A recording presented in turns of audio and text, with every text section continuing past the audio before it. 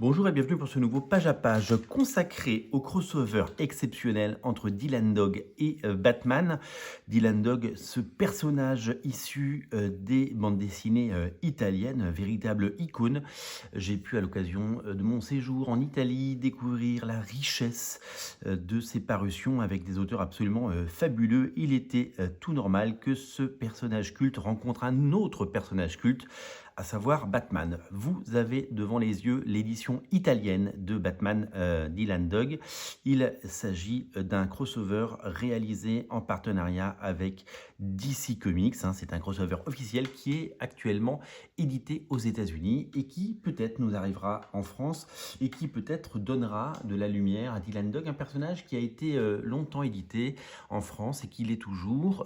Différents éditeurs propose des aventures de Dylan Dog. Panini en a proposé quelques-unes il y a quelques années et c'est un personnage qui mérite d'être toujours plus connu. Une des particularités de ce crossover, c'est qu'il est notamment dessiné par Gigi Cavenago. Gigi Cavenago, vous le connaissez peut-être puisque c'est lui qui a dessiné le 3e volume de Magic Order de Mark Millar. Il a pris la suite de Olivier Coipel et Stuart Immonen. Nous avons découvert son style particulier et si joli. Vraiment, c'est un dessinateur à découvrir dans ce 3e tome de Magic Order. Et c'est vraiment un auteur qu'il faut découvrir, tout simplement. Batman Dylan Dog, donc, c'est une mini-série en 3 parties, rééditée dans un très très beau volume, qui hardcover, en Italie et en italien.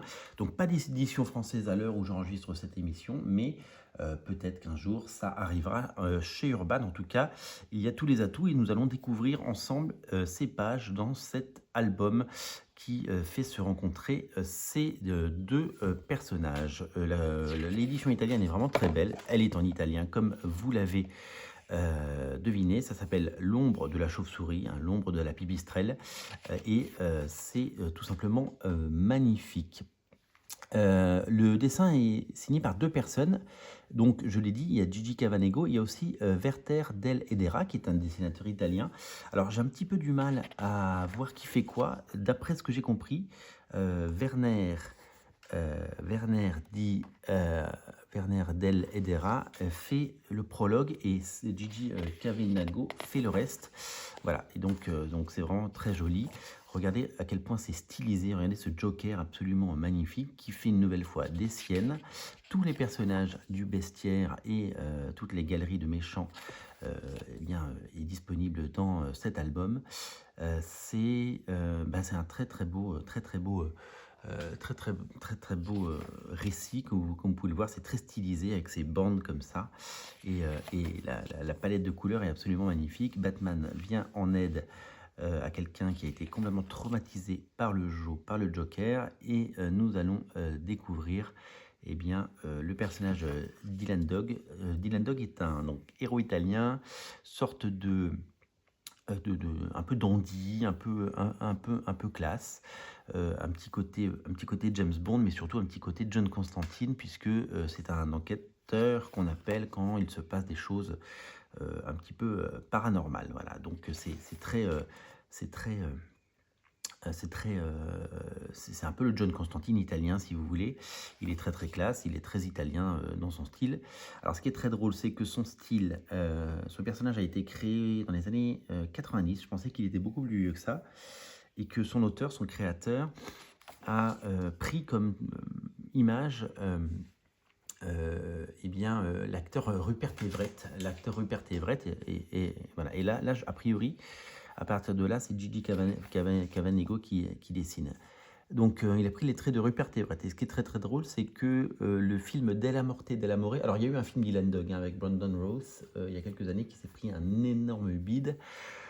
Mais il y a eu également un film qui s'appelait Della Morte Dell'Amore que j'avais vu sur Canal+, dans les années 90 justement, où Dylan Dog fait une apparition, parce que c'est un film qui est issu de l'univers de Dylan Dog, même si le personnage Della More ou Della Morte, je ne sais plus comment il s'appelle, n'est pas Dylan Dog, a priori, puisque c'est un souvenir lointain que j'ai de ce film. et oui, Rupert Everett joue le rôle principal de ce film et Dylan Dog fait une apparition, d'après ce que j'ai pu lire, à la fin du film, mais pas sous les traits de Rupert Everett. Mais donc la boucle est un peu bouclée parce qu'il y a un véritable hommage qui est fait. Oh, Catwoman va pointer le bout de son nez. Non, c'est hyper stylisé, c'est très très joli. Il y a tous les ingrédients qui font un bon Batman et tous les ingrédients qui font un bon récit, du mystère, des monstres et évidemment des personnages issus de l'univers Batman, magnifiquement mis en scène, magnifiés par un dessin, la rencontre des deux héros qui vont évidemment une nouvelle fois devoir travailler ensemble. C'est le principe de tout bon crossover. Moi, là, une des particularités de ce récit qui va très très vite, hein, évidemment, et qui mise sur la mise en scène, l'action, mais aussi des personnages iconiques, et bien c'est, je trouve, son style, quoi, son style global, qui a beaucoup de qualité, comme vous pouvez l'imaginer, et qui est tout simplement qui est génial, hein. Regardez comme c'est chouette, regardez comme c'est joli. Non, c'est vraiment très chouette. Regardez ces cases là, ça j'ai adoré. Alors évidemment, il y a des répétitions de cases, mais ça marche super bien. Ce gaufrier, c'est vraiment super. Catwoman s'est fait abîmer. La Batmobile, elle est magnifique, elle est stylisée, elle rappelle une des plus belles Batmobiles. Voilà. Nous avons un Dylan Dog à la place de Robin. Non mais regardez comme c'est beau. Honnêtement, il y a toutes les qualités requises pour en faire un très bel album et je pense que vraiment Urban devrait considérer très largement l'édition de ce type de récit, parce que même si Dylan Dog mérite, même si Dylan Dog a un vrai déficit, regardez comme c'est chouette, un déficit de notoriété en France, je pense qu'il y a vraiment un truc à faire. Les pages sont magnifiques, il suffit de montrer les pages pour convaincre tout le monde de découvrir cet album qui pourrait rencontrer un véritable succès en France, parce que c'est vrai que Dylan Dog, Batman, pardon, ça bénéficie toujours d'un énorme succès. Et donc c'est vraiment quelque chose qu'il faut à la fois considérer. Et oh, il y a vraiment des personnages intéressants qui arrivent.